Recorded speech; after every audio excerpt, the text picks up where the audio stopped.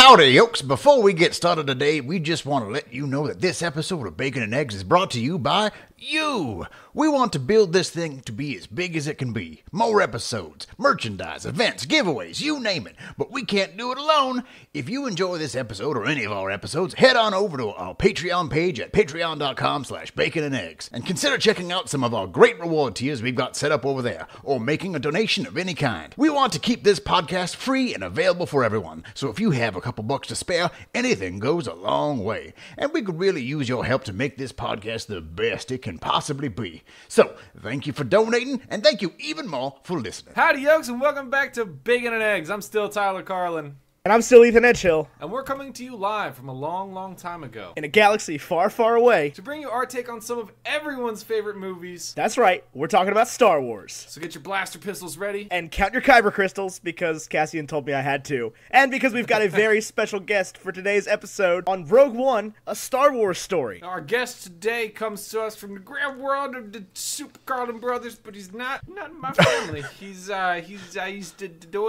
Knabenbauer. Derek, who are you? Well, I'm Derek, I think you just said. No, I am my official title is the Chief Dragon Slayer for the Super Carlin Brothers, which all that means is that I am mostly the editor, but I also do all sorts of other things too. Yeah, you're like a third set of hands. Pretty much, yeah. Awesome. How many dragons have you slayed in your time? So many dragons. It's at least a dozen a week. You know, they say this is the kind of disaster relief people really need to buy insurance for, because, you know, if it's a 1 in a million kind of thing, we're approaching that million since the last dragon attack. It's true. You know? At least.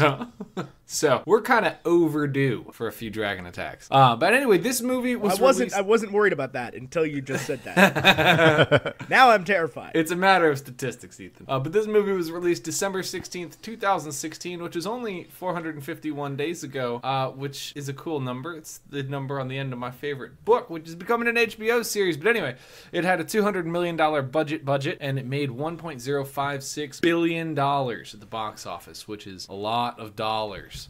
Ethan, how did it do with critics and fans? Critics on Rotten Tomato gave it an 85%, and fans liked it a little bit better at an 87%. It also achieved a 65 on Metacritic. Yeah, and it was a surprisingly well-received movie. I wasn't super crazy about it, but we'll get into all of that here in just a bit. I do want to read a positive review, though, and then, Ethan, if you can come in with a negative one. I can do my best. Yeah, this review comes from, it's from James Plath at FamilyHomeTheater.com, and I'm just going to read a little snippet of his review. He says, Rogue One's narrative is made more interesting because of the characters' cross purposes. Jyn is recruited by rebel leader Mon Mothma to rescue her father, so the Alliance can learn more about the project he's been working on, but Cassian Andor, the intelligence officer assigned to accompany her, has another agenda. Though the mere presence of Lord Vader elevates the film, Jones's character holds her own. And it's been a while since that galaxy far, far away has had a real balance like this. And I think the positive part of this review comes from that last comment, because this is the first movie I feel like to come out of the, how many since the original? Of the 6 since Return of the Jedi that looks and sounds exactly like Star Wars sounded in A New Hope. So I think that's what he's going for here. Ethan, what do you think for a negative review? So I've got a negative review coming from Amy Nicholson over at MTV. Really? Really. MTV didn't like it? What? MTV didn't like it? MTV did not like it. Huh. Well, Amy Nicholson at MTV didn't like it. Voice She said, "We've all lost the point of the franchise. Audience once packed the theaters to gawk at the future. Now it's to soak in the past. The emphasis is on packing as much nostalgia as possible and tersely editing it together to resemble a film. The filmmakers barely seem to have developed the scenes, and the actors barely appear to be living in them. The quasi-romantic tension between Jyn and Rebel Intelligence Officer Cassian Andor is a fizzle, and neither seems to develop their characters' motivations beyond glare and shoot." Brutal. I love what she says, though, about how we used to flock to the theater to see the future, and now we go to see the past. I mean, it was always the past. Well, I know. It was always a long time ago, but it was, you know, we in our current society, we can't achieve space battles. We finally got woke to the fact that they said past. But yeah, that's cool. Derek, what are your thoughts on this movie? Let's go ahead and dive on in. Sure. Like the first time that I saw it, it was just like super like lukewarm at best. And then I just recently saw it again for now my 4th time, and as I continue to watch it, I have warmed up to it. However, I still find a lot of the main characters to be completely uncompelling. And I think that's one of the big issues that even the negative review sort of says, where she's talking about the characters, they don't do a whole lot of character development besides glare and shoot, which is a heck of a brutal way to put it. And that, in a lot of ways, can be a critic's job. But I don't necessarily disagree. Well, yeah, to me, this feels like a slightly better written Phantom Menace. God.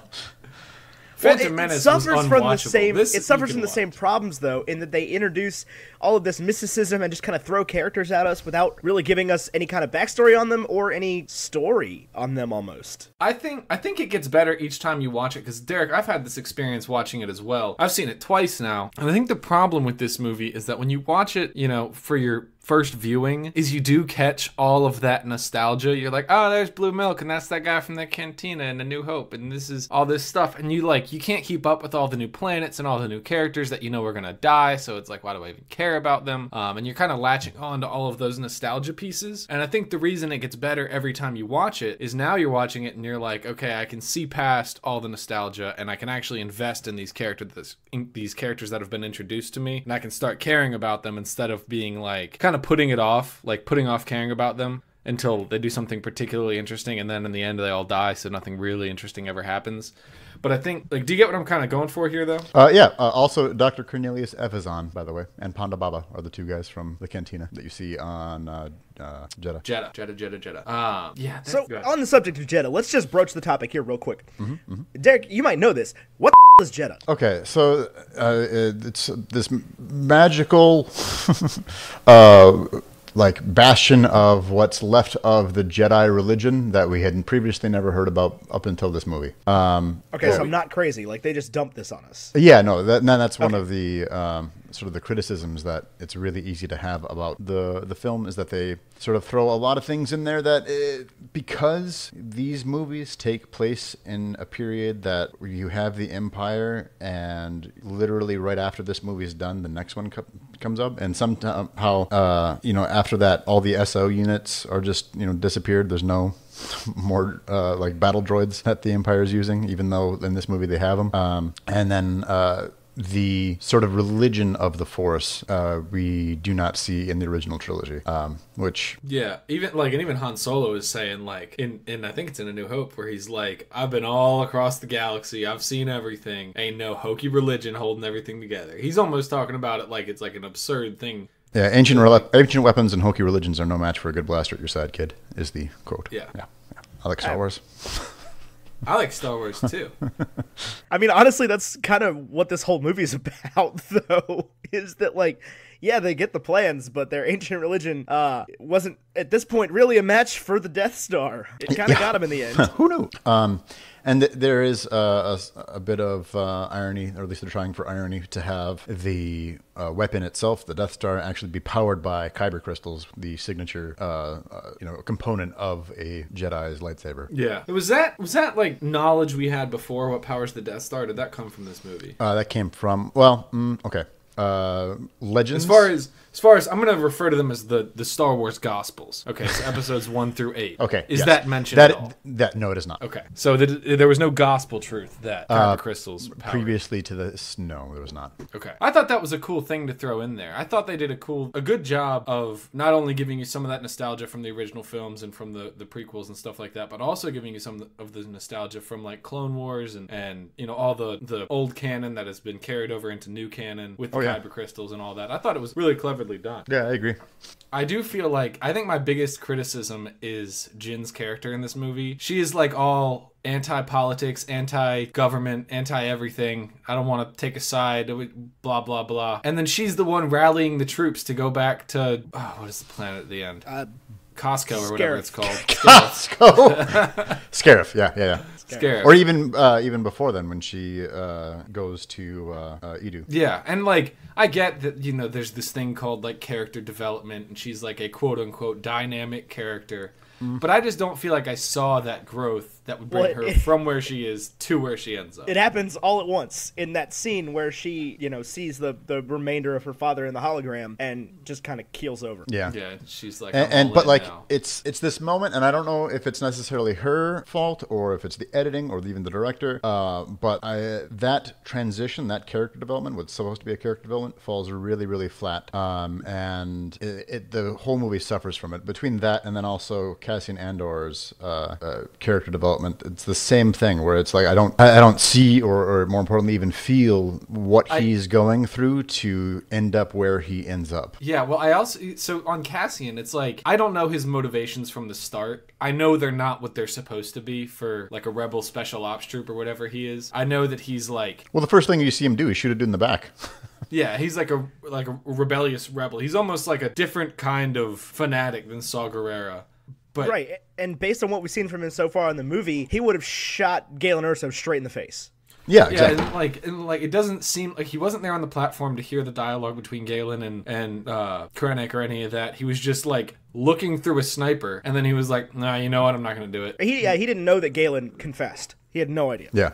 And they're trying to set up how sort of direct and cruel he can be with that first shot in the back that when we first see him. But I'm so uninterested and uninvested in his character that it's the same thing with Jyn, where like that's what the movie suffers from. There's not enough character development. They tried really, really hard. Like it's so close to being such a good movie because the story itself, if you just read it on paper, is really, really good to me. But the execution and all of the character development and the editing it just falls flat to me. Well, and that was always going to be a problem, though, is the characters are finite in this movie, and they had to be, because you weren't going to use a set of characters that carried over into the next movie for, various reasons, obviously, because all of them were 30 years younger. Sure. Tarkin is in this movie. Yeah, I was going to say, you say that, but there's two that they definitely used that we could talk about. Right, but it couldn't just be a whole band of rebels from the first movie. Like, yeah. It couldn't get, Wedge Antilles and but they do Porkins have they do have some of the pilots though, so that was one of my favorite surprise things that I didn't know was going to happen. For sure, they've got all the stock footage of the pilots. But they were left with this problem at the end that hey, they kind of had to kill these people because they obviously would have been important rebels in the next movie. Yeah. Right. Like the rebels who captured the Death Star plans would have been that doesn't necessarily mean that it's a bad movie. It's just like the Titanic. We know what happens in the end of that. You think this movie's just like the Titanic? It's just like the Titanic. No, I'm saying that you know how it ends. You know what is going to happen, but right, that doesn't and they take definitely away. could have given the characters a little bit better treatment as far as their development goes. Yeah. But it almost felt like they were trying not to get us too invested in them. Maybe. I feel like they should have just tried to, and then made it seem like they were going to actually survive, and then swept up the rug out from underneath us. Yeah, I don't think they should have killed any of them off until the Death Star hit the planet. I think that would have been the way to do it because they all died in battle or whatever. That's not a bad. Yeah, I think nailing them one by one. Yeah. I might like that actually. Yeah, because then it's like you can love these characters and oh yeah, they did it. Oh my god. And they had that moment of triumph. They all send the plans off together and then just boom. Yeah, and then they just blow them away from. Yeah. Because the problem is, I don't care about these characters going in. I don't care about them coming out, and I also am not necessarily on the side of the rebels in this movie. They seem like pretty evil people as well. The rebellion doesn't seem like it's got all its stuff together either, it's, war is war. I find it hard to sort of empathize with anybody that is totally cool with killing somebody else. So I get what you mean in that respect. And again, I think that comes down to the first time that we see Cassian, right? Where it's just straight up murks a dude. I don't know. He kills 3 people. Doesn't he kill two stormtroopers? Yeah, yeah. But stormtroopers are faceless, and a million of those can die, and we wouldn't care. This guy is injured, and he's like, "Oh my gosh, I can't believe you did that. With my arm, I'm not gonna be able to climb out." And he's like, "Oh no, don't worry about it, man." Bzz. Yeah.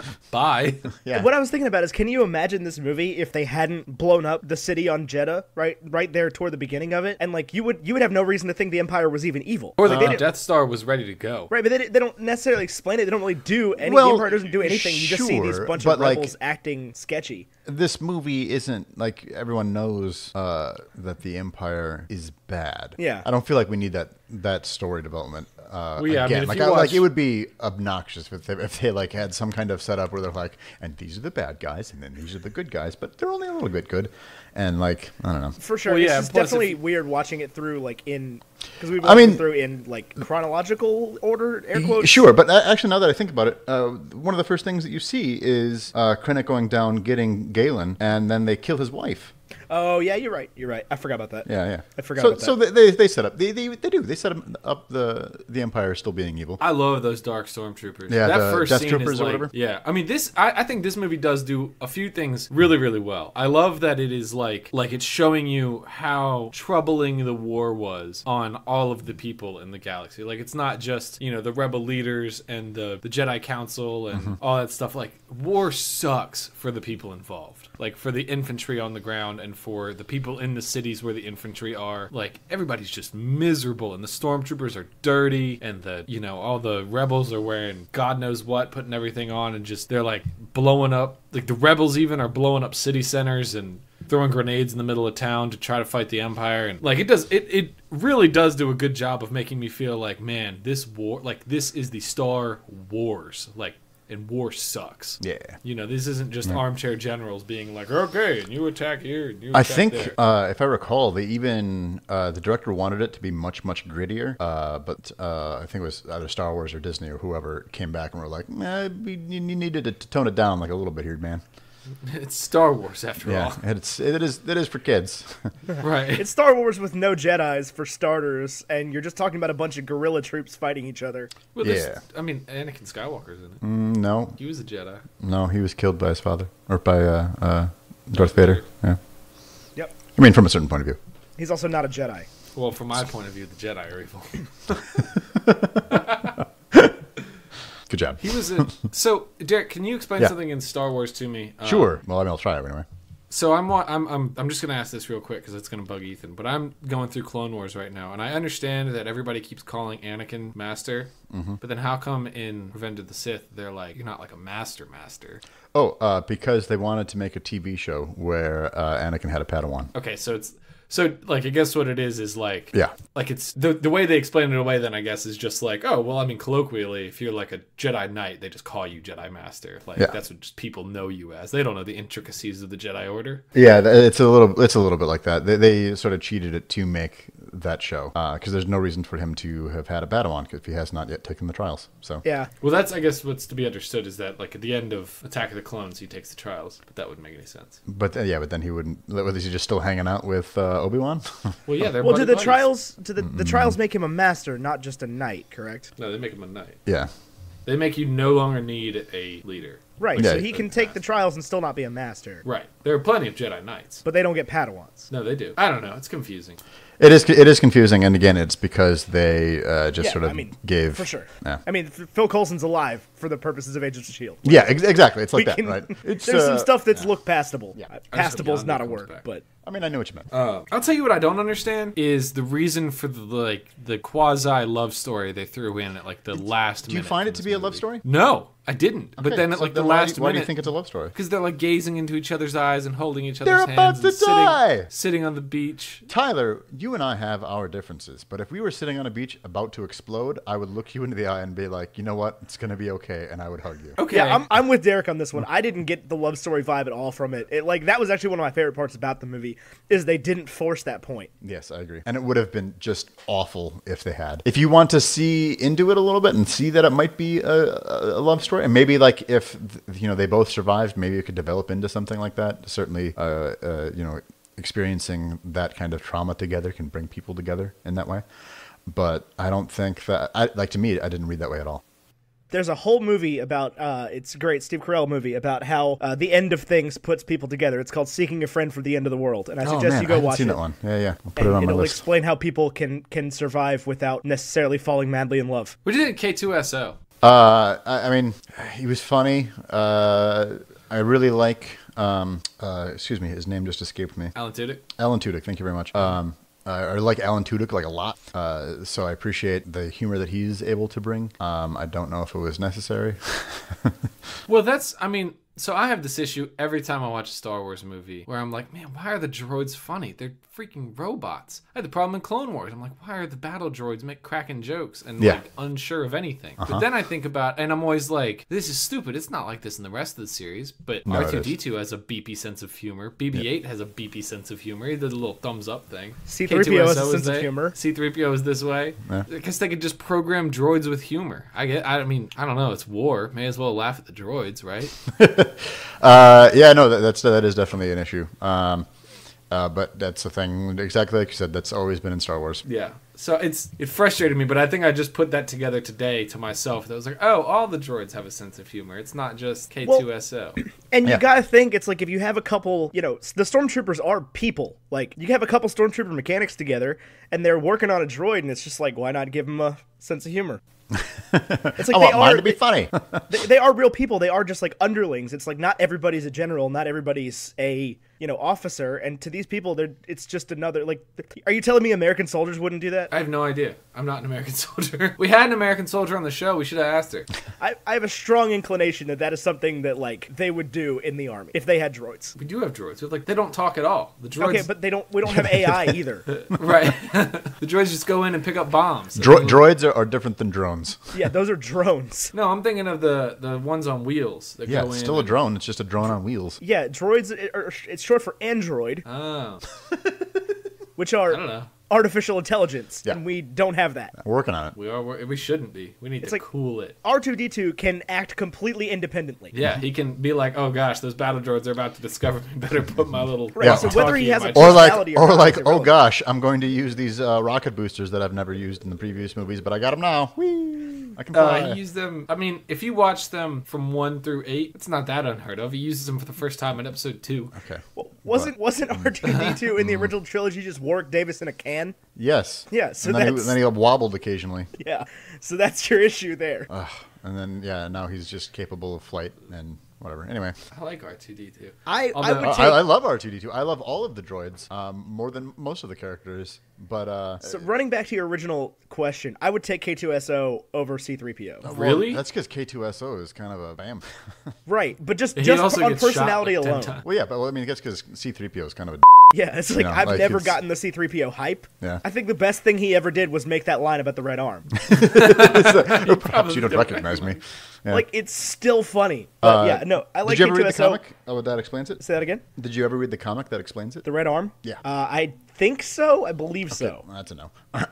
Do you guys read the Star Wars comics at all? No, I would like to. Oh, do you have man. them? I mean, I know you do, and I can let you borrow them. Okay, so at the end of this movie, we get to see Vader go full Vader. And if you want to see Vader go full Vader more, you should read the comics, because that's all of the Vader comics. It's just Vader going full Vader, being completely ridiculous, and being the the superpower that we know him to be via reputation. But when we actually see him fight, he's like, labored. Clip, clip, clip, clip. We're fighting. Right. Yeah. Who do you think would win, Derek? Do you think? I mean, you've read these comics. Who do you think? Anakin, right before he turns, or Vader? If you're talking Vader about in the suit. If you're talking about the comics, then Vader. Interesting. Like by such a wide margin. Vader, I need you to read the comics. They're so good. I mean, this scene with Vader at the end of this movie was awesome.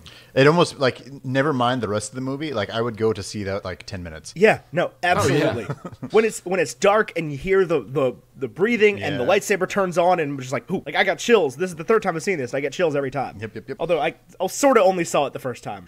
What happened there? I fell asleep about 10 minutes in and woke up right when they got to Scarif. That's.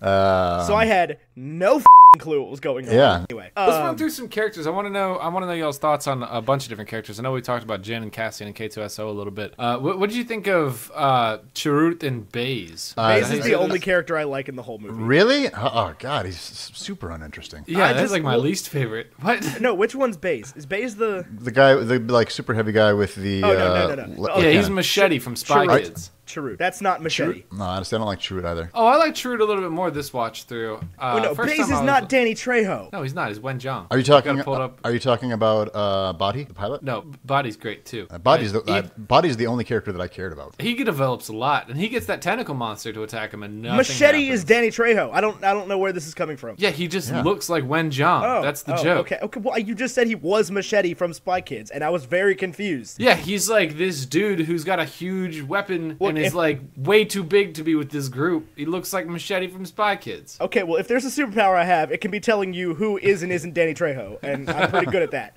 So, no, I liked Chirrut though. He was cool, but no, I'm thinking of the pilot guy. Yeah, Body. Riz Ahmed.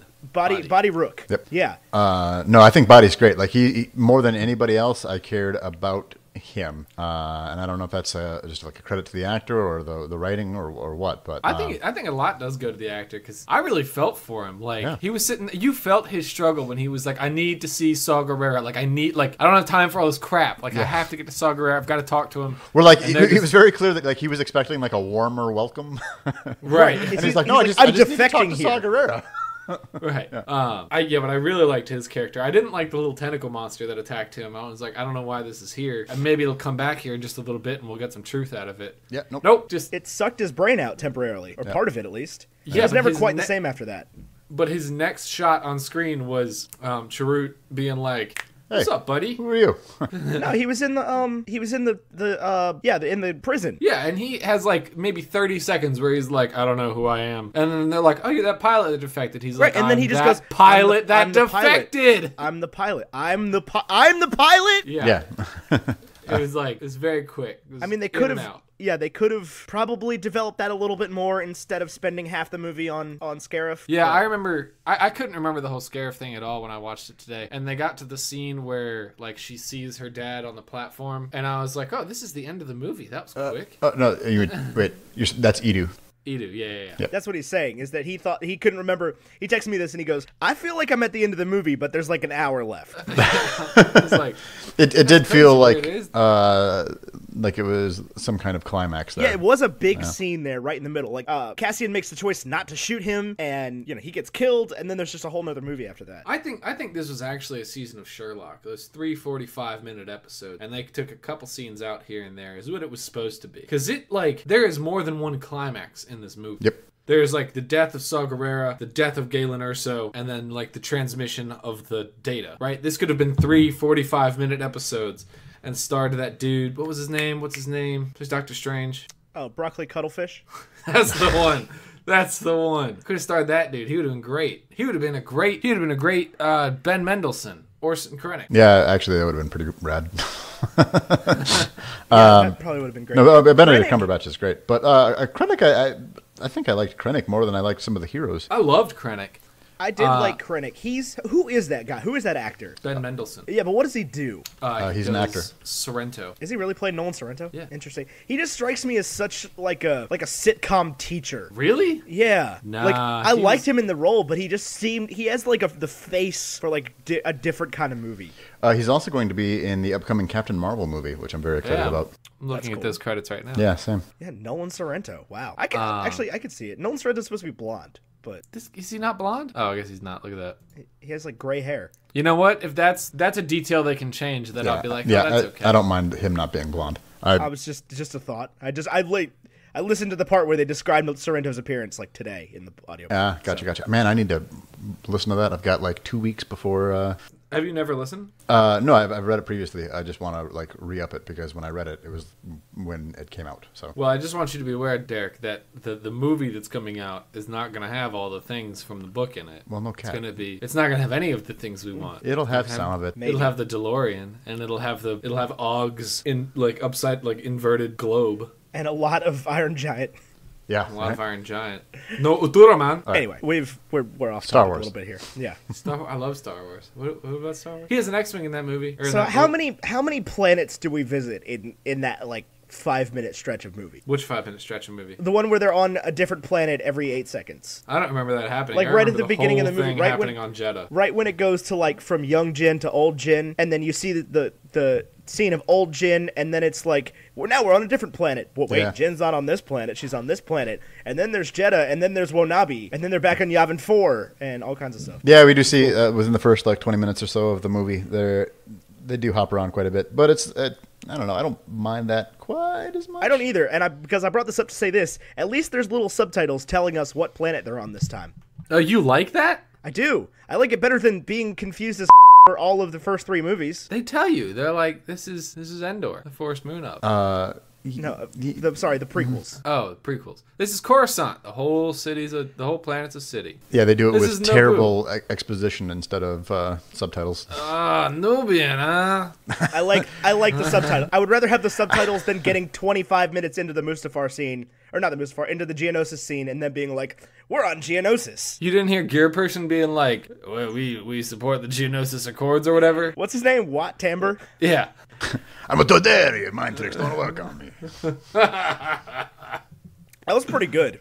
That was a pretty good Watto. I do what I can.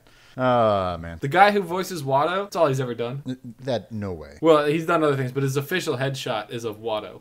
Okay. I'll tell you, you can see how hard the war hit in the scene on Jeddah when they're talking about how there's a 600 credit reward for the return of Buddy. Yeah, right. Big rewards here. Big rewards.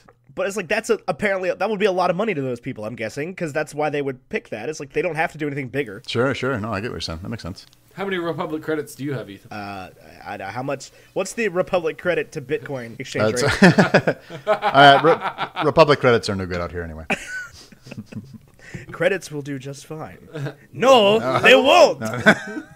I love Star Wars. So you didn't know what I was thinking about today? Watching this movie, I stand by what I said earlier, is that this is the first movie since Return of the Jedi that looks as like a Star Wars movie as the original trilogy. Like, I feel like this is about as Star Wars-y as it gets. What do you think, Derek? I don't necessarily disagree, and it certainly helped by having Tarkin and Leia in it. that. Hold on. Let's put a pause on that question and talk about the CG people. I would have been fine with Tarkin just seeing like the back of his head, which is what it starts off with. Right. And I will say that voice talent sounds just like him. It's perfect. Yeah. Whoever did that was phenomenal. Yeah, absolutely. If we ever just saw the back of his head, then I'm sold. That's totally fine. I didn't need to see him. I don't know. It was just that first scene when he turned around and looked like a character out of the Polar Express. Yeah. Oh gosh. It was terrifying. I get the desire to do that, but we're not there technologically, and it took away from the movie. It takes away from the movie. It also takes away from the reveal at the end when Leia shows up, because I'm happy with that one. I thought that one looked amazing. She didn't look as bad, yeah. And it takes away from that reveal. It's like, oh, they can bring people back. So they were also just making Carrie Fisher younger, right? Yeah. Well, there was also a different actor that played her body. Okay. Yeah. But anyway, yeah, so all they had to do to her was Benjamin Button her and not just bring her back from the dead. Yeah.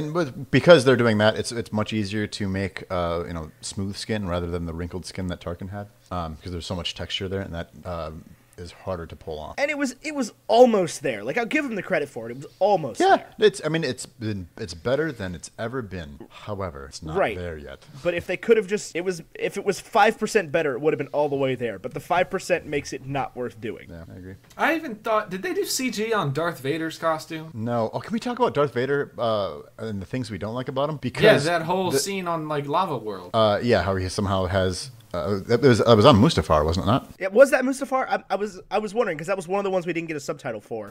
You're right. I'm gonna look it up.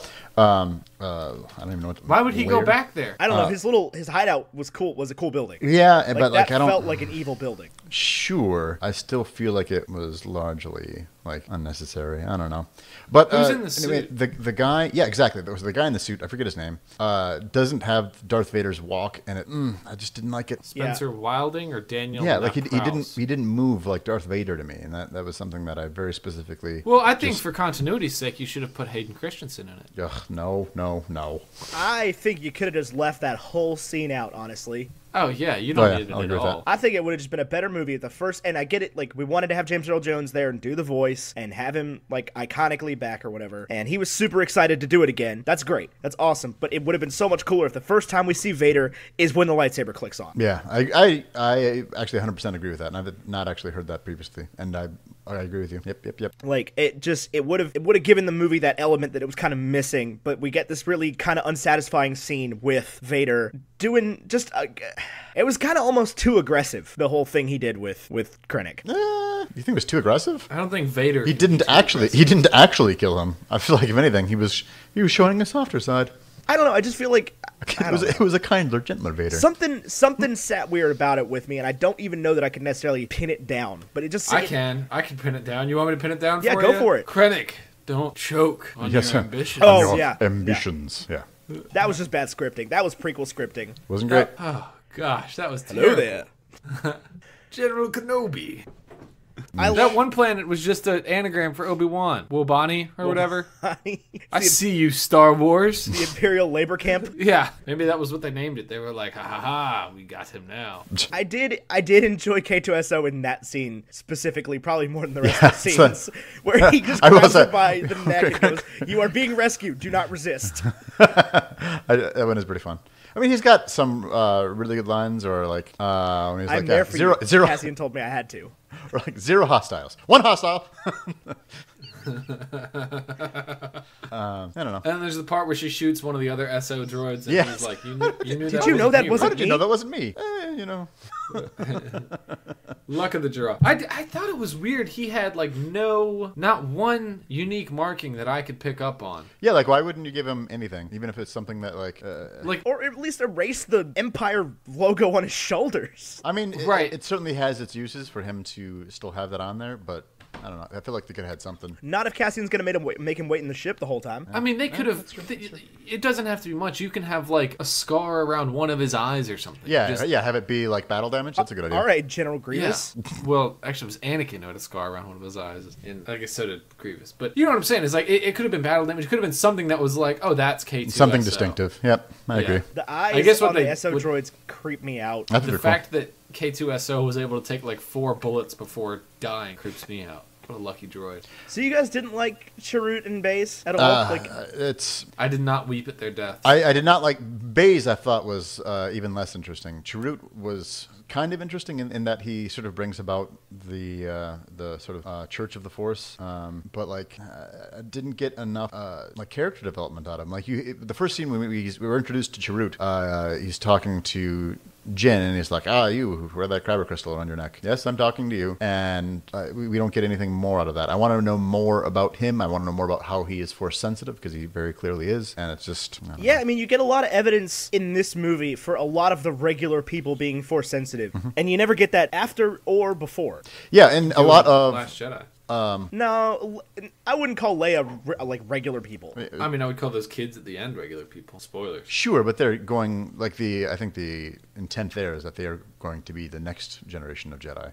But you're right. Those are not yet. Those are people who are not yet Jedi that are showing that they do have Force powers. But this is one of the first times that we've seen like an adult person who is not a Jedi, who is also even associated with the Jedi, but is still Force sensitive. Right, because you have Jin growing up in this trust the Force household, as well as Chirrut and I guess to some extent Baze being these Force sensitive people. They're the guardians of the temple, but Baze didn't seem like he bought. Oh into yeah, the I Jedi don't think that he was Force sensitive at all. I think that he was just doing his job. Fair enough. He was like, you know what? I get paid for this. What do they call them? The Guardians of the Wills? Yes. Is that Wills like WHILLS? Like Luke Starkiller so. from the Journals of the Wills? Yes. What? The Whills. That was the original name of Star Wars, like Yes. A New Hope. Was, The Ancient Order of the Whills. Yeah, hang on, I gotta find the actual... If you just look up Luke Starkiller. Yeah. Whoa! I knew Luke Starkiller. I yeah. didn't know anything about the Whills. The Whills. Yeah, it was some long title that's like the Star Wars from the Adventures of Luke Starkiller, from the Journals of the Wills, Saga 1, the Star Wars or whatever. I don't know. Yeah, and what they did is the same thing that they've done with a number of other things with like early drafts of Star Wars, is they then incorporated that into something else within the story. He did have one scene that made me laugh a lot, and that is when they put the bag over his head. I'm 90% certain that was actually an ADR that they did after the fact, because they were like, we need to add some more humor. And I know that there's a ton of reshoots that they did, and I'm sure that was part of it. Really? Huh. I don't know if you feel that moment. I don't know. I want to go through frame by frame, but I bet you can hear him before he starts talking. Yeah, like before the bag's actually over his head, because you don't ever see his mouth move. So. Oh, true. Yeah. I don't know. Huh. But I don't know. Just watching it made me laugh. Oh yeah, no. Like- the first time you see it, it's very funny. But Yeah. I'm pretty sure that it was tacked on, which makes me grumpy. Why? What's wrong with tacking things on? All the reshoots and stuff. Talking about how like before it was it Pablo Hidalgo? Who directed this movie? Oh. Gareth Edwards. Yeah, that's what I meant. You're close. So I think that he wanted to have the movie be much, much grittier, and Disney or Star Wars, whoever, came back and were like, if this is too much, we need to add whatever. And then I think that's one of the things that they added is just a lot more humor. Yeah, I really feel like Cassian's character was distilled a lot. Oh gosh, I wish that I could find a cut of what the original vision was. I'd be very interested. Yeah, I would like that for any Star Wars movie. Yes. I don't know, because Diego Luna is just such a great actor. Yeah, he's not bad. Like I feel like I don't know. I've seen him in a lot of strong roles, and he just fell completely flat in this movie. Yeah, I think that it's largely the director's fault, or maybe not. Maybe the producer's fault, even. As we just discussed. I think that film is such a director's medium. Like the actor doesn't get a choice as much. Right, they're a paintbrush putting color on the canvas. Exactly. Whereas with other sort of theatrical mediums, the actor has much more of a say. So because of this, I think that a lot of the things that he was maybe going for or trying to do ended up just completely falling flat or being left on the cutting room floor. Yeah, that's kind of what I was getting at. Is feel like for this character, they almost needed a different, a friendlier actor. I don't. Yeah, for what they ended up with, I 100% agree. Like if the character is uncompelling because he's so uncharismatic, and I don't care about him. Like if.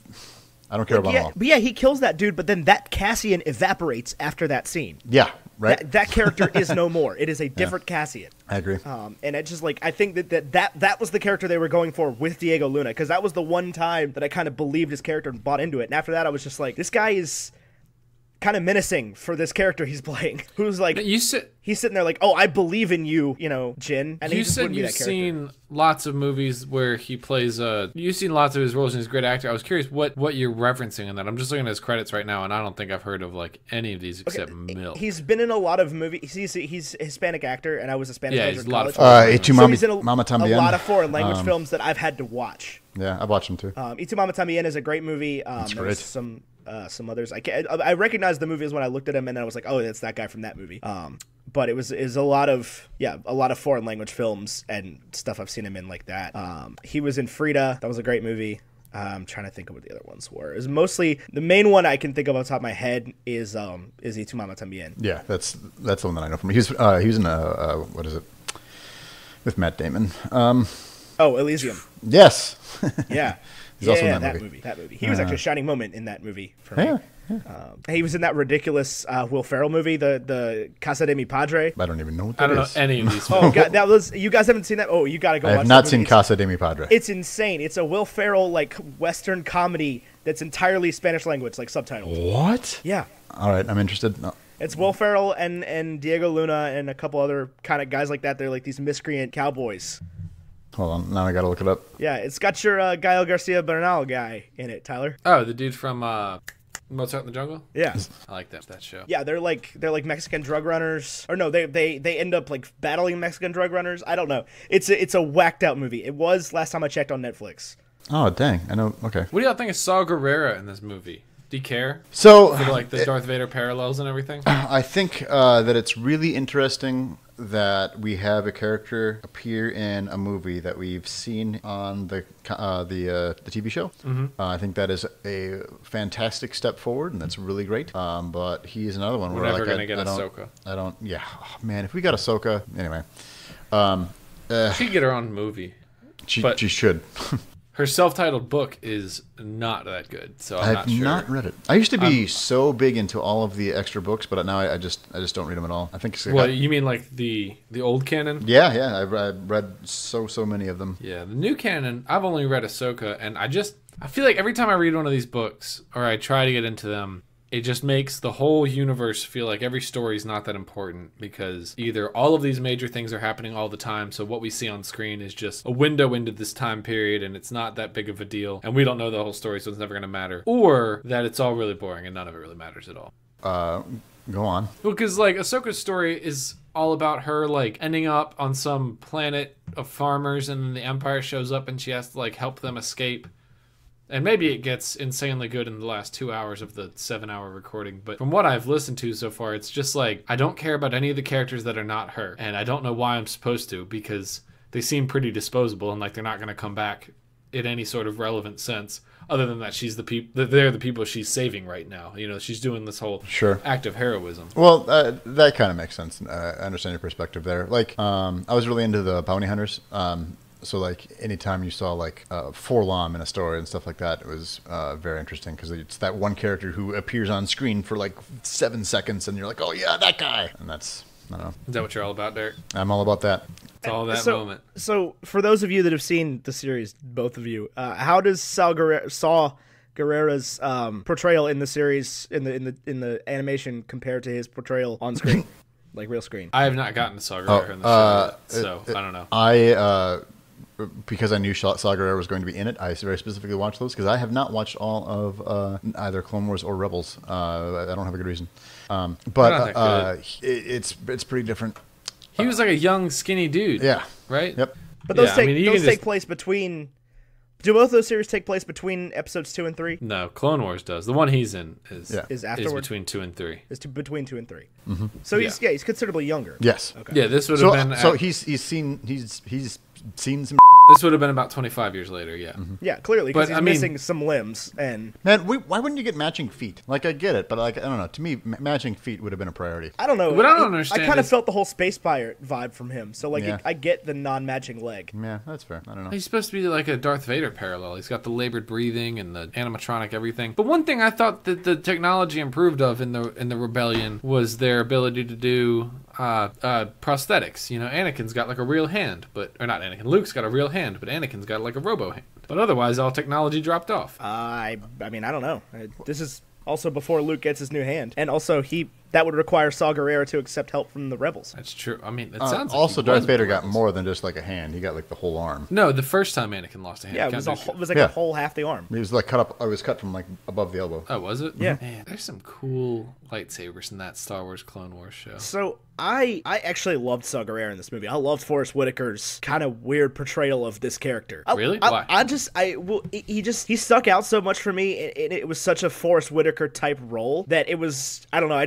I believed the character more than I believed most of the other characers. That's interesting. I didn't believe him at all. I thought it was like this weird, but it just like, it's fish out of water kind of character. I don't know. It's just I feel like I've seen Forrest Whitaker in this exact role, just with normal limbs and stuff. Okay, well that's fair. And, but I so think it stuck with me. I guess some of his other performances kind of bled into this one for me. Sure. I think it's another instance of having a character like never at any point do I feel for Saw Gerrera. Like it's largely just uncompelling. Yeah, I feel like what they're trying to make you feel for with Saw Gerrera is that he's the one that saves Jin. But then when you're introduced to older Jin, you're like, well, you're awful. And it looks like you and Saw Gerrera had a pretty big falling out pretty early on into your relationship. So I don't care about either of you. And he even immediately tries to make reparations for that. And she's just kind of like, I was 16. You left me to die. He kind of gives his reasoning for that. Right.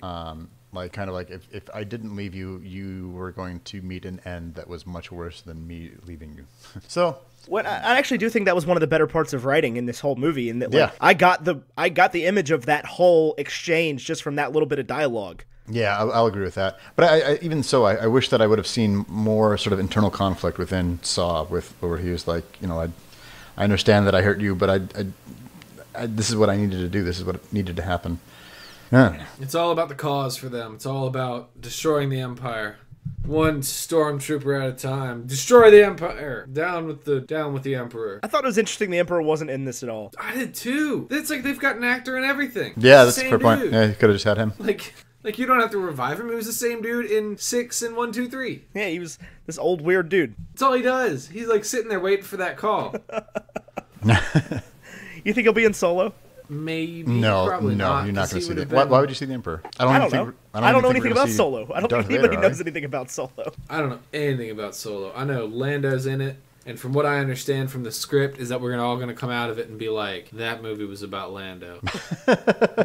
I'm very excited for it. I think it'll be good. I have high hopes for that one. I hope so. I think it was the obvious move. I was thinking about that today. Was like when George Lucas sat down to write the prequels, he chose to not include the Solo family, or I guess Han Solo was the only one, but Han Solo at all. Like Luke and Leia had their little moment as babies, and then, it's all about Anakin, it's all about Obi-Wan, but like no mention of Han Solo, no, like not even like a comment like, these darn smugglers. Or when Chewbacca leaves, like he doesn't get picked up by Han Solo or anything, like nothing. And they could have included that, but they didn't. You know, they could have written the story about anything 3 years later, or 3 movies leading up to the events of A New Hope. It could have been Rogue One broken up into 3 movies, gathering the plans for the Death Star. That would have made sense. But it was the history of Darth Vader, which is good too. But now there's no reveal. But whatever. I don't know. That's just so I think they've got to do the Solo thing. But I think after they do Solo, I don't want anything to do with this current saga, like this set of wars. Yeah, I agree. I think that I would love to see more non-Jedi related things. One of the more compelling things to me is the sort of underworld to Star Wars. Actually,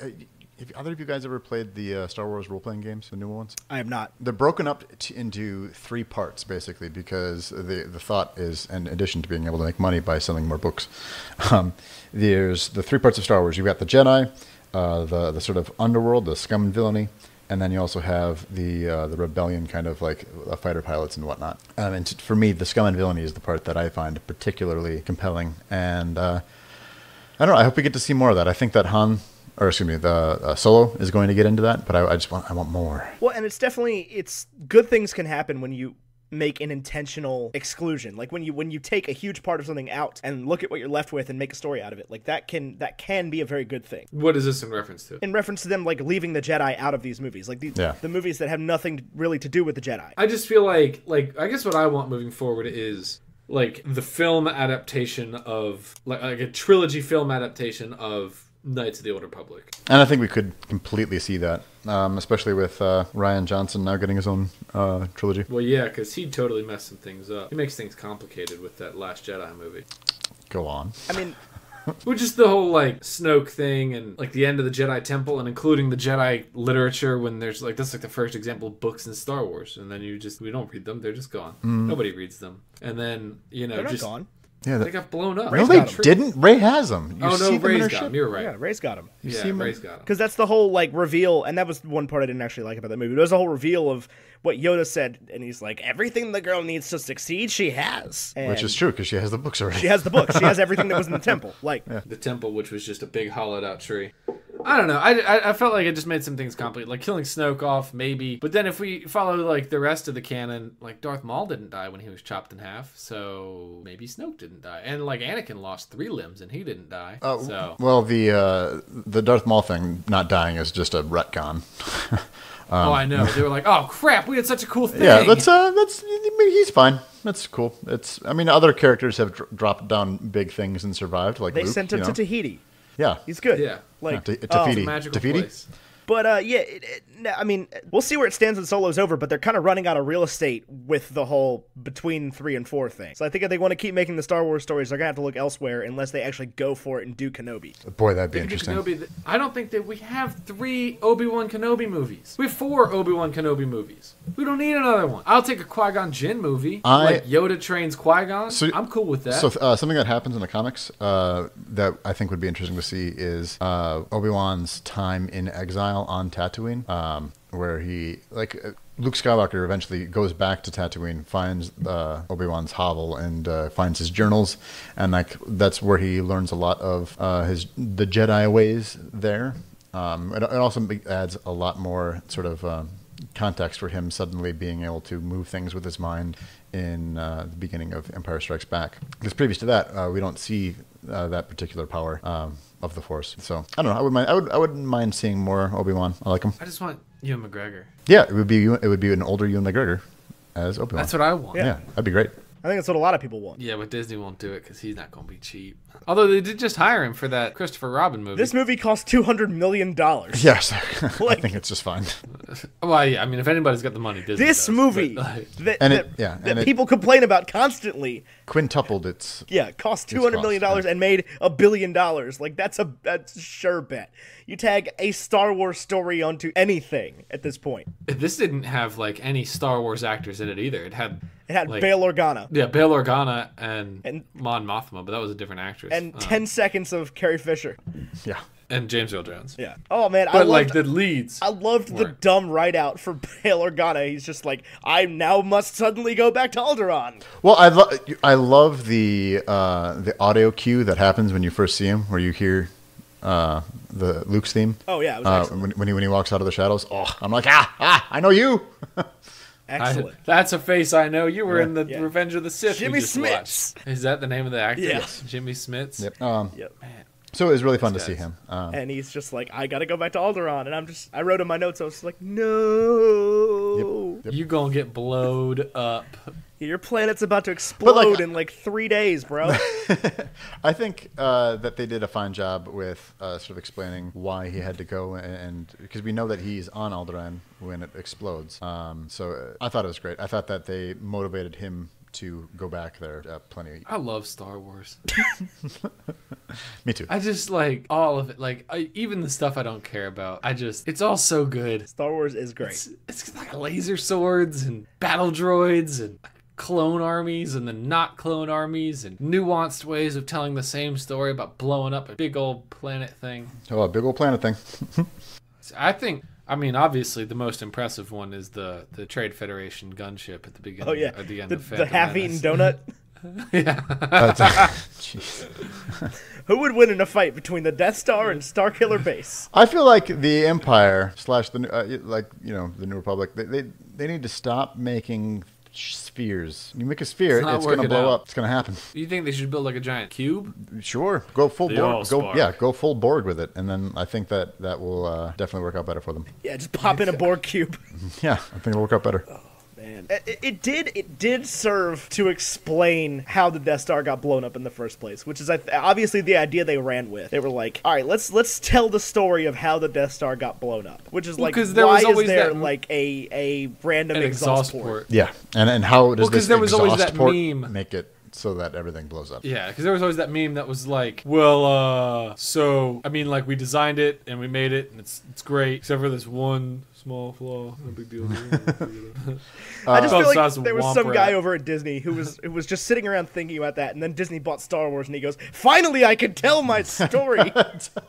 I can do it. My dream." Yeah. I'm an Imagineer. And he just runs to the office of whoever's in charge of Disney and just... Yeah, Pablo Hidalgo. Yeah. I imagine him sitting there with like a blueprint, out of breath at the door, just like, I've got it, guys. We make a movie about the exhaust port. About the exhaust port. And they still don't even do that good of a job of explaining it in movie. And it's just like that one quick scene where Galen's like, yeah, I put a thing in there, and if you explode it, it'll be great. The whole thing will blow up. The whole kit and caboodle. Which, like, now, yeah, if you blow up the reactor, it's probably gonna explode. Like, that seemed really obvious to me. I don't know. I've never built a Death Star. I'm not sure that I could. Well, you're no Galen Erso, clearly. Yeah, clearly not. I prefer farming. It's a simple life. This movie's pretty. Like, it looks good. Oh yeah. I mean, aside from the CG characters. Yeah. But like all the set design in this movie, they did a really good job of making it look like the original trilogy. Like that whole scene where the shuttle's flying in over the whatever planet Galen lives on at the beginning, and he's standing there next to the weird giant bong thing that are on Tatooine, whatever that is. The moisture evaporators. Yeah, and it's just like that looks like Star Wars. I was sitting there like, man, Star Wars. They did a very good job of designing the sets in such a way that this movie looks very congruent with the original trilogy. Well, that's what I said. Yeah, but I'm saying it better. Oh, okay. I see. Well, Derek, I understand you've only got just a little bit longer. Just a little bit, yeah. I'd love to get some maybe a grade. Does a grade sound good for this movie? Maybe some. Where does it fall in the? How do you rank your 9 Star Wars movies? And you could throw the Clone Wars in there if you want, the 90-minute animated feature, but nobody does. No, I wouldn't. And just a little bit of sign-off information for you. Who's Derek? How do we get in touch with you? Sure. All that jazz. Yeah. So if I had to grade it, I'd say like B- maybe. Like it's so close to being good. It's just not there. It is so close to being good. It feels like when they sat down. Tell me if you agree. They sat down to cut scenes out. Like, it feels like they had 3 hours of movie. Yeah, and they cut the wrong 50 minutes out. I agree. Yeah. Yep. Could have just cut the whole scene with Darth Vader on Mustafar, and they're like, "Well, we paid a lot of money for that, so we're going to keep it in." Okay. Yeah, hey, you know what? One quick thing that I want to talk about. You know what I could do without them making all of the things in Star Wars just a little bit different, so that they can sell more toys. Like, oh my gosh! we're Yeah, like, we have AT-AT walkers, but what about AT-ACT walkers? Those are the kind of walkers we have on Scarif. It's frustrating. The ATSTs were the same though. The AT-ST was the same. I thought that was really, really cool. Yeah. I was actually like, It's the same with the sequel trilogy, though, and they're like, Yeah, oh, we when they- use slightly different TIE fighters Yep. now, and Or even in the- black no. X-Wings. Even in even in the original trilogy, like from movie to movie, they're like, now we have scout troopers and snow troopers. Haha. Yeah, it's all been to sell. I'm convinced at this point it's just to sell different Lego sets. Yeah, it's just for toys. The only reason. well, it's all for toys. The whole thing.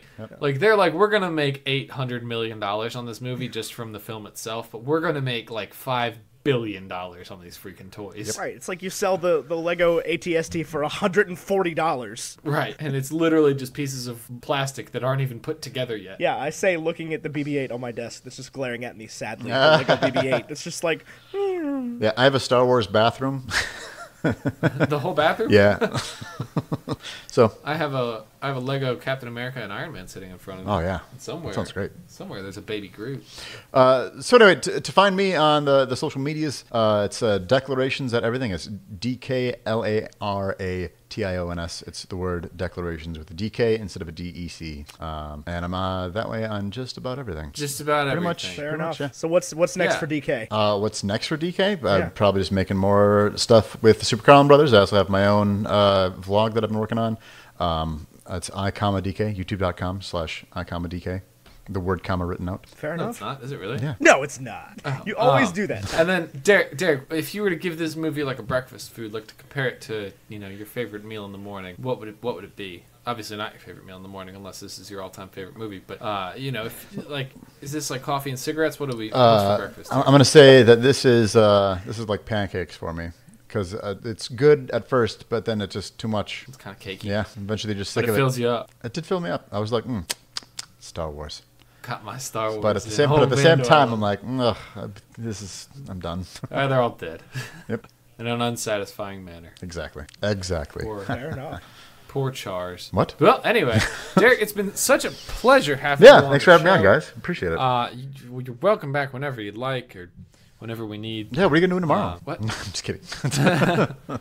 We're not recording tomorrow. Although, thank you so much for joining us. Yeah. It means the world to us that you were able to come Yeah, on of course. and I'll talk share your thoughts on all Rogue kinds One. of Star Wars. God, Star Wars is the best. It's pretty much is. What would you say is like your favorite series of content? Like your favorite, like, I don't want to use the word fandom, but fandom.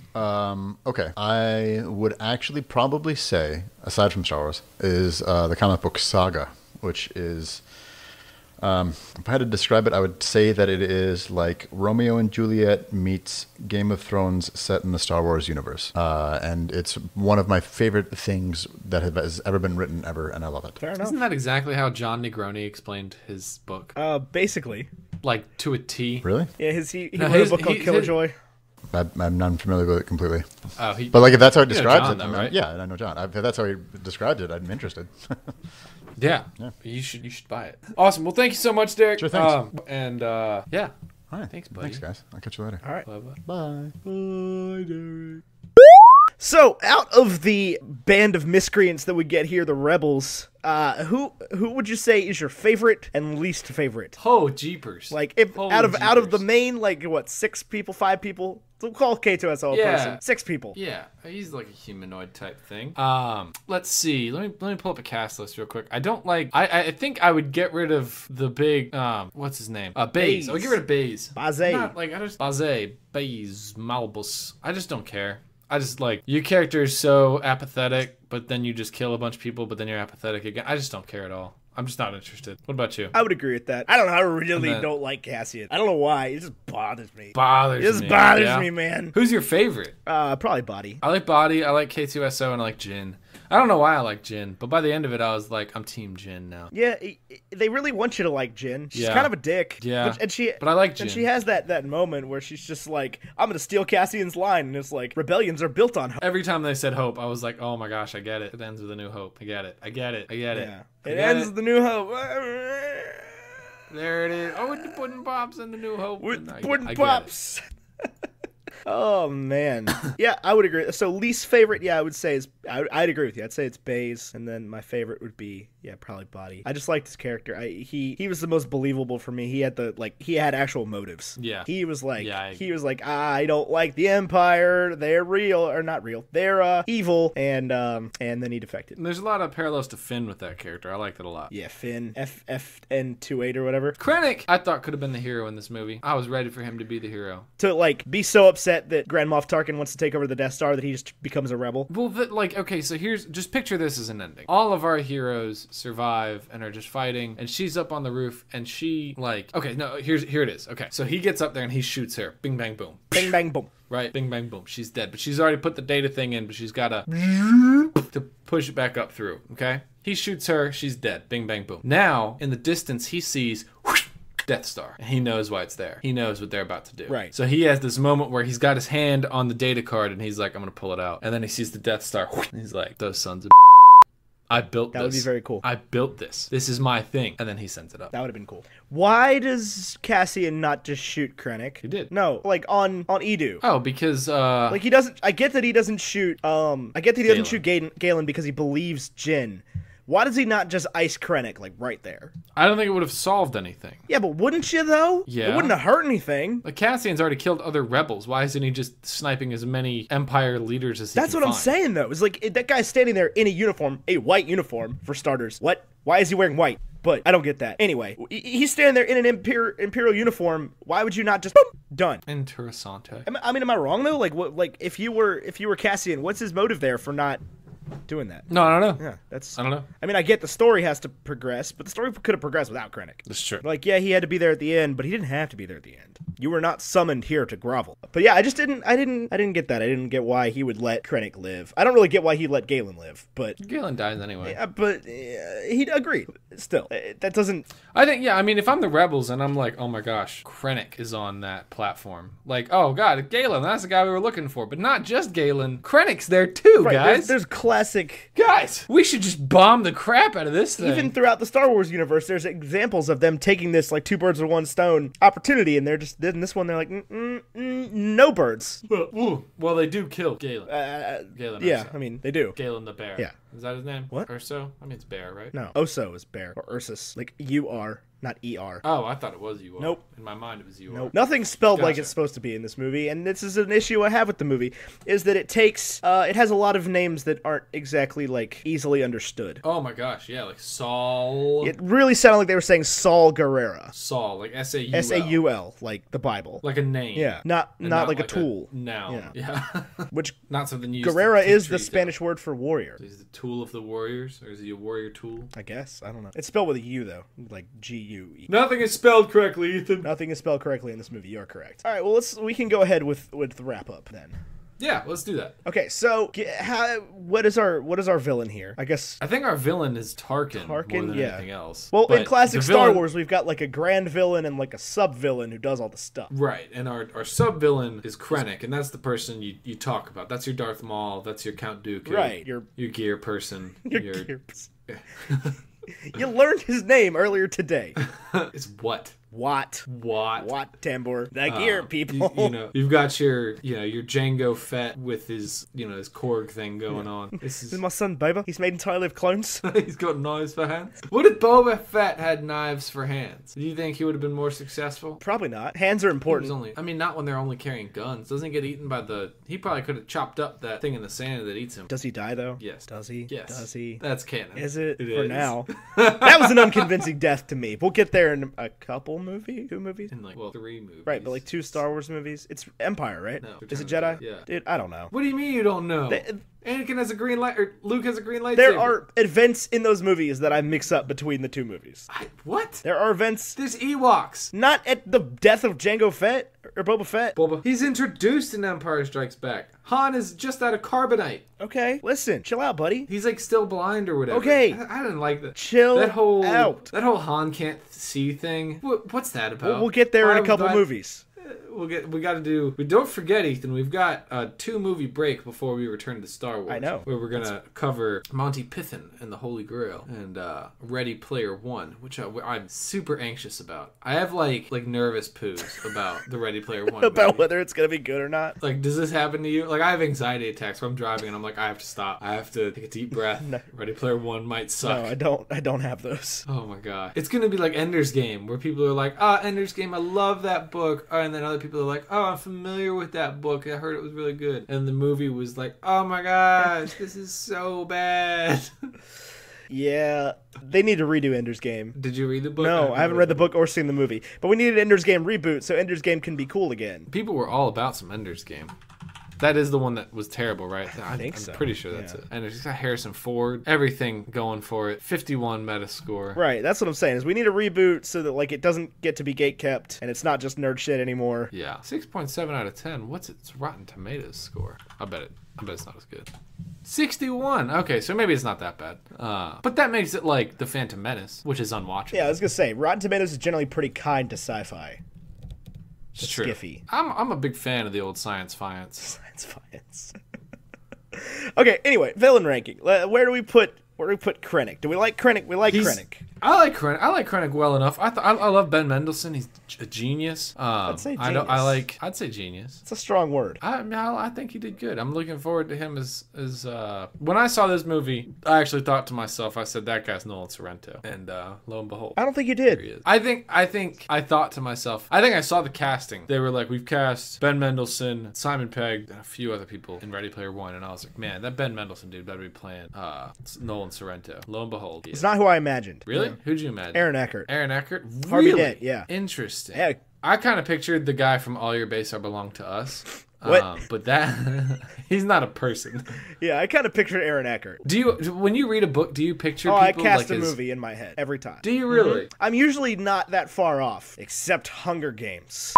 You Hunger Games. I didn't picture Woody Harrelson. I pictured more of like an Owen Wilson type. I don't know. I didn't picture Woody Harrelson. I pictured like Gary Oldman. No, you know what I pictured? I didn't picture Woody Harrelson. I pictured it was close. They were really close to Woody Harrelson, but I pictured like who's that Australian country singer? Keith Urban? Keith Urban. That's what I was picturing. Obviously Keith Urban's not an actor, so he wasn't going to do it. But that's what I was picturing. Hunger Games was nothing like I thought it was going to be, like either the sets or the people. It's the one I've been most wrong about. Well, I think that's the one Hollywood's been most wrong about. I agree. The third one was the closest to what I pictured for the sets and everything. And the mining colony, like District 11 or whichever one they're in, was close to how I pictured it. But the capital, yeah, I got pictured that one all wrong. Like if you ever played Final Fantasy 13, if you just look at the fireworks scenes in that game, that is what I also just missed the part where President Snow was like old. I pictured. Do you remember the Flash animations for The Decline of Gaming? Yeah. I pictured Capcom for President Capcom Snow. is kind of how, or no, not Capcom. Square Enix is kind of how I pictured Square Nolan Enix. That's Sorrento. what I'm thinking of. That's how I pictured Sorrento. That is what I was absolutely thinking how I of. pictured Nolan Sorrento. Thank you for putting that in Square my mind. Enix. Yeah. That is exactly what it was. Yeah. Our games really suck that much. I absolutely. What Huga? Absolutely. That is how I imagine Nolan Sorrento reading the Ready Player One book. Because he's got like the shoulders. That's what I pictured the shoulder things. But then he's got the shoulder. I'm curious if I can pull it up. Like a really menacing Chet You Betcha. Yeah. Anyway, let's see. Star Wars ranking of this movie. Star Wars ranking. I don't know, man. I cannot decide if I like this more or less than Attack of the Clones. But I think the reason is because I have a particular nostalgia for Attack of the Clones. I remember it coming out and my mom picking me up from a field trip when I was at the Natural Bridge, and it was either Natural Bridge or the caverns that you go to on field trips in Virginia. You know what I'm talking about? Like Dixie Caverns? Dixie Caverns, yeah, where you get like, they're like, these are stalagmites and these are stalactites. Yeah. You remember that trip? And then you go into the gift shop and you can buy rocks in like little felt pouches. Yeah, I remember my mom picked me up from that, and I drove to New York and I watched Attack of the Clones in the car like twice, like back to back. Nice. Like, that's all I wanted to do. She had a little DVD player. I think it was Attack of the Clones, not Revenge of the Sith. Yeah, it was Attack of the Clones. Because I was in like elementary school. Okay, so don't start the Alexa. I will throw you out the window. I'm waiting for her to start like cackling at me, like it's apparently happening. It is. Yeah, happening. well, I can't believe it. It's gonna like wake me up in the middle of the night, just like ha ha ha. I'm literally gonna throw it out the window. It's gonna happen. I won't, because Alexa was not cheap. No, I know, but I'll go get it in the morning. I'll retrieve the third floor broken pieces of Alexa. Okay, I said your name that time. That's forgivable. Yeah, sad beep away. So let me explain to you my issue with this movie. Okay, so I've been doing some research on the Star Wars, just the movies themselves, not like the lore behind them, but just the actual movies. And by that I mean I was reading the Wikipedia page, okay, and I discovered that these movies, all of these movies, are listed as an American epic space opera. Sounds about right. My thing with opera is the story is supposed to speak for itself. You can get an opera even if you don't speak the language that it's in. Yeah. That is not what this movie is. Well, but hold on. Deflator Mouse is really easy to pick up. But like El Trovatore, my experience with opera is that the story speaks for itself. You can, whether you're not, you can understand the language they're speaking in. You can get the story. You can figure out what's going on. You get into the characters. How fun! How underestimating opera were you the first time you actually went to an opera? Oh, I thought it was gonna be terrible. It was awesome. Oh though, yeah, right? Absolutely. It is like the best. I just saw Deflator Mouse this year. They redid it. Did you? Yeah, really? They did it again at CNU. Oh, I'm sure they did. It's like that's the opera you do in college. It was great. It wasn't as great as I imagined the one I didn't go to freshman year was, but it was great. Anyway, that is what you get from the original trilogy and the sequel trilogy, is you get a story you can get behind, whether you know the backstory of the characters or not, whether you know what's going on or not. You can pick up Empire without having watched A New Hope and care. Empire's so good. These movies, the prequels and this movie, did not do that for me. Well, this one's supposed to do that more than any of the others, right? Because this one is completely confined. All of them die. None of them matter before, none of them matter Right, but you have after. to see 6 other movies before you can understand this one. Disagreed. Oh, 100%. And you still don't understand this one. Because the Kyber crystals aren't explained. None of the characters except Jin are explained. Jin, barely explained. Why do we care about the Jedi? What is Jedha? What are all these planets? Where did the Death Star come from? Who is Grand Moff Tarkin? Do you think a casual... I actually hear what you're saying, that everything is pandering. Like, it's like the whole story is. I hear you there. And you're making the point, and I'll agree with you. I've been swayed. But that is what... My question is, I think a casual fan would... And there's just one thing you mentioned that I want to bring up. Because I didn't get it until we talked about it tonight. I think a casual viewer of this movie who knows... like a person who's like aware of pop culture would watch this movie and be like, huh, Jedha, that sounds like Jedi. Does that have to do with the Jedi? I didn't get that immediately. I was like, Jedha, that's just another planet. That's just another I just want to point this out. I don't think this has any bearing on I did think anything. Immediately like, oh, that's got to have something to do with the Jedi. I did not. I was like, that's just the planet. I thought, well, Bonnie, that must have it. But like, okay, so let me finish this thought real quick, because this is like coming to me from this semi-inspired place, and I kind of just figured out why people like Star Wars. Okay. The original trilogy of Star Wars, I think, was groundbreaking in a way that I can't possibly understand, because I grew up in an era where like sci-fi was okay and acceptable, and like there had already been Star Wars. But like we read that article earlier today about like the gatekeeping mentality of, you know, a certain subset of, you know, perceived to be geeky fans of sci-fi who kind of try to keep everybody else out and kind of keep the thing, you know, this contained organism. But Star Wars was never like that. Like, it wasn't Star Trek. It wasn't something you had to be an uber nerd to get into. It's like Star Wars is for everyone. Star Wars is low-grade science fiction. Like, there is nothing particularly complicated about the stories. You don't need to understand the mechanics of the space travel or anything like that. You can just enjoy the story, and that is what and that's why I like the term space opera, is because like it was something that was available to the masses. Like, whether you had money or not, you could go to the opera. Like, you could still see Mozart conduct operas in Vienna. Like, whether you were poor and you sat in the back, or whether you had, you know, money and you sat in the boxes. And it's like, that's what Star Wars did for sci-fi in a way that I take for granted because of the time I was born in. And so it's like, these movies don't serve that purpose to me. All they do is pander, like it said, to the nostalgia of what Star Wars created. And that's the problem I have with the prequels. It's a problem I think a lot of people have with the prequels. And to another extent, this movie is because like this came out after the Last Jedi, or after The Force Awakens, in which we discovered that we can continue to write the story, but all they did was go back and try to fill in gaps that nobody was asking for. I think people wanted this. I think people wanted this story. Maybe. I don't know. I didn't care. Like, once I figured out what Rogue One was about, I just didn't, like, I found it hard to give a shit. Obviously, I went to go see it because it was Star Wars, but like... Right, Star Wars, duh. But like, I just didn't care. I was like, what do you mean it takes place between... Like, there's nothing took place between the two movies. It's like, the world fell apart between the two movies. Right. The collapse of any remnants of the Republic falls apart between these films. That's what happened.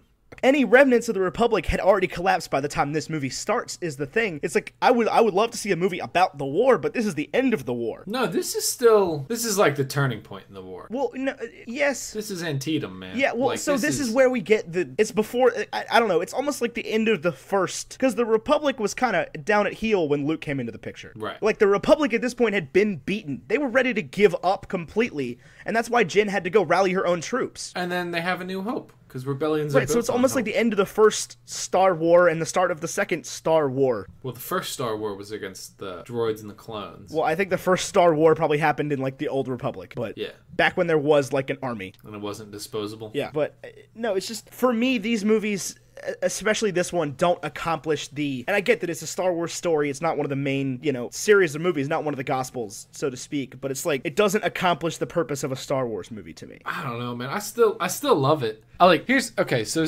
just to get back to our ranking problem here.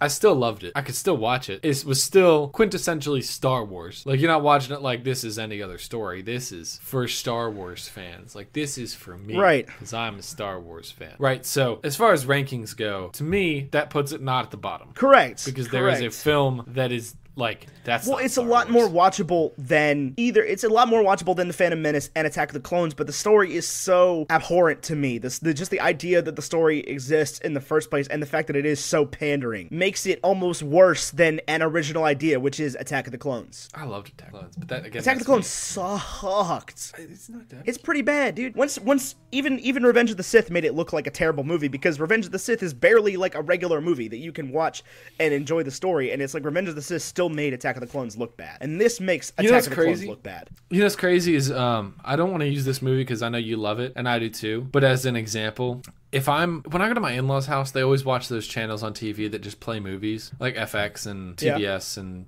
stuff like that. And I feel like a movie like National Treasure is like unbelievably watchable. Right. You can just sit down and you're like, oh my gosh, Riley, he's so funny. Nick Cage, I got the Declaration of Independence. That's so high stakes, but it was like shockingly easy to steal. And like it's so incredibly watchable. And I found myself when I got to the halfway point in this movie being like, I need to take a break. Yeah. This is hard. I don't think that's a fair comparison. Well, no, it's not. It's not. But I'm just saying that like there's those light, fluffy, easy to watchable movies, and this isn't one of them. And that's, I don't know where I'm going with this point. I thought I was going to say that and you were going to piggyback off of it with an excellent point, and you didn't. You just told me it didn't apply. No, I didn't tell you it didn't apply. It's just like I don't know what point you're trying to make. I guess the point I'm trying to make is, to me, Revenge of the Sith and Attack of the Clones are watchable. There's some cringy parts in Attack of the Clones that I'm like, what in the world were they thinking? Why is there a droid army? What is Gear Person doing in this movie? Like, or not droid army. Why is there this droid factory thing? But it's otherwise really watchable. It's got fun action sequences. It's interesting. It's like two disposable armies, so you don't really care about the stakes. But then at the end, there's the big battle where the Jedi start dying, and now it matters. Okay, so and this movie's so heavy. I actually kind of disagree with that a little bit. I'm not by any means saying it doesn't apply. I get what you're saying now 100%. I kind of disagree with that. I think that those movies, the prequels, try to give the impression that they are high stakes movies. And for that reason, I did not find them particularly watchable. It's like I wanted to take a break through the middle of them because I wasn't compelled. I was stressed out by the conflict, but I wasn't compelled by the story. It's like I was in Revenge of the Sith. I did not want to get up watching Revenge of the Sith. National Treasure is a whole different beast in that, like, you're not necessarily compelled by the story, but it also doesn't push you enough one direction to draw you off of it. Yeah, you're like, ooh, Sean Bean. Right, it's just like, ooh, what's going on now? And none of the movies that we review in these, like, big, epic, sci-fi, Marvel, Star Wars kind of things, space operas, right, are gonna be movies like that. They're not designed to be movies like that. They're designed to be, air quote, epic. Ant-Man was kind of like that. Yeah, Ant-Man was. You're entirely correct. And that's why it kind of felt like a weird outlier to the series. It was like a little bite-sized Marvel film. That was the whole point, though. That's why it was the way it was. And so, like, but to me, the stories in these early movies, early, air quotes, again, chronologically early, weren't compelling enough for me to sit down and be like, oh man, what is going to happen next? Do you think, Star Wars could make a movie as fun and watchable, as National Treasure? No. That's what I'm asking. Absolutely not. You don't think there could be a Star Wars story that was just like, this was a great time? The characters don't lend themselves to that at all. The story doesn't lend itself to that. It would take maybe you'd have to pull it out of some different part of the Star Wars history. Yeah, like this galactic conquest. Right, like nothing from the time of when the Trade Federation attacked Naboo up until the death of Supreme Leader Snoke. Nothing in that time frame. Like, the world is just too stressful at that point. It's been like 70 years of just straight conflict or something like that. What a freaking downer that, like, Luke kills Palpatine. Yeah. And, like, the next day, the First Order's like, nope, we're doing our thing now. We're the First Order. We're gonna be the tyrants of the former Empire. Right, it's because they didn't finish the job. Oh, God. The rebels got complacent there at the end. Little Kylo Ben. Yeah. But Team Reylo till I die. but no, I don't think Star Wars can make a movie like that, at least not in this particular time frame. But I don't think that's the goal. It's like they're not, and it's the same thing. You can say the same thing about like the Lord of the Rings movies. But whereas I'm not compelled to watch Revenge of the Sith all the way through, it's like I can sit through the Two Towers and I get up at the end of it. I'm like, it's been 3 hours. Like Two Towers. All those movies are hard to watch. Nah, that's a movie that the story is compelling. Maybe not the first one. There's a lot of meandering in the first one. The stories are compelling enough that it drags you through that movie without you really realizing what's going on. It's like you get to the end of The Dark Knight and it's been a 2.5 hour movie that had 2 completely separate climaxes, and you're like, it's over? Oh, I disagree. Dark Knight, I remember looking at my watch. I specifically remember being in the theater for Dark Knight and looking at my watch and being like, this is still going on. I don't know. By the time they get to the boat scene, I'm like, this is a long movie. I don't know. I disagree with that entirely. Movie. But that's entirely possible that we're just compelled by different things. Batman Begins, I can watch all the way through. Right. It's like none of the prequels. I didn't watch one of the prequels or this movie in one burst. I didn't either. I watched. I broke them all up. It's like about an hour and 15 minutes. All of them. I was into all of them. I was like, when do I have to record this? I'm gonna go do something else for a little bit. The last hour of this movie took me about 3 hours to watch. Yeah, they're tough, and I don't think it's gonna. And maybe I'll be wrong. I'm saying this down now. Maybe it'll be different with. I think it'll be different with A New Hope. You pop it in. And I think I will sit down and watch A New Hope. I think that, like, in my mind, I'll get excited and block time out to go watch A New Hope. Here's my thing. Okay, so no matter where we put it, it's in there with Attack of the Clones. I think low. It's not better than Revenge of the Sith, but it is like if Phantom Menace is a 1 out of 10, then the next closest Star Wars movie to it is like a 5. Do you know what I'm saying? Like, so you're saying like the best one is a 10, Phantom Menace is a 1. Well, I'm saying that the Phantom Menace is so much worse than the next worst Star Wars movie. Yeah. Like if we say that if we say that this comes up just above the Phantom Menace, it is way better. It is not just Menace. Above the Phantom Menace. To me, it is just below Attack of the Clones. Or just above. Yeah. Either way, it's it's around there. Where did we put Revenge of the Sith? It's not better than Return of the Jedi or The Last Jedi. That's what we said. It's okay, but I mean, like, overall, that's what I'm thinking. Anyway, so I think it's a little bit worse than Attack of the Clones. I'm so surprised to hear you saying that, because now that I'm thinking about it, and I'm the great Attack of the Clones apologist, I think it's better than Attack of the Clones. I don't. Okay, so well, I'll go with your score. So let me. I mean, Bacon and Eggs has to be bold. Let me lay it out put here. Our foot Okay, down. let me say something 100% certain. This is not an 85 or an 87. Correct. This is Rotten Tomatoes. What? This is not an 87. It's just it's not. It's just not. I'm sorry. It's just not. Maybe they're just looking at it objectively outside of Star Wars, but I don't get it. It's not an 85. What's its average rating? That's my curious. Like on IMDb or no on below the. Oh, I don't know. I didn't see that part. I didn't look at that part. Rogue One, of course. But I'm saying it's. So here's. We can put it above Attack of the Clones, but here's how it lays out for me, okay? And I'm thinking about, I know I'm thinking about it in terms of the next category, in which is our all-time rating, but it's not better than Thor. So okay. Thor's right above Attack of the Clones, okay? So it's not better than Thor, but I think it is better than Back to the Future 2. So according to, okay. You hear what I'm saying? Yeah, Back to the Future 2 is, yeah, I do. But do you I do agree with you. Can I say something about Back to the Future Part 2? As it ages with me, I like it more. Like, I remember watching it and being like, this is hard to watch. No, it's not aging with you. We're taking a bold stance on Attack of the Future 2, or Back to the Future 2. Attack of the Future 2. We're taking a bold stance on that. We're keeping it low. We got to shake things up a little bit. So, okay. But do you think it is better? Do you think Rogue One is better than? Do you agree with me that it's worse than Thor but better than Back to the Future 2. Yeah. Okay, so that puts... I think it's very similar to Back to the Future 2. Then it goes below Attack of the Clones, because that is the movie currently in between Back to the Future 2 and Thor. So if you're saying it's similar to Back to the Future 2, then let's throw it below Attack of the Clones. Okay, here's again, I just want to reiterate this point in that it is so much better than the Phantom Menace. So much better. Right, yeah. No, I'm with that. But that doesn't make but there is a huge gap between Right. that. There's a huge gap between the Phantom Menace and the Incredible Hulk. Yeah, the Phantom Incredible Menace Hulk sucks. is a much better movie than the Phantom Menace. We just need to review some bad movies here. We can do that. We can do National Treasure. That movie's garbage. Yeah, but I love it. I know. Okay, so we'll throw it in at 19, 20.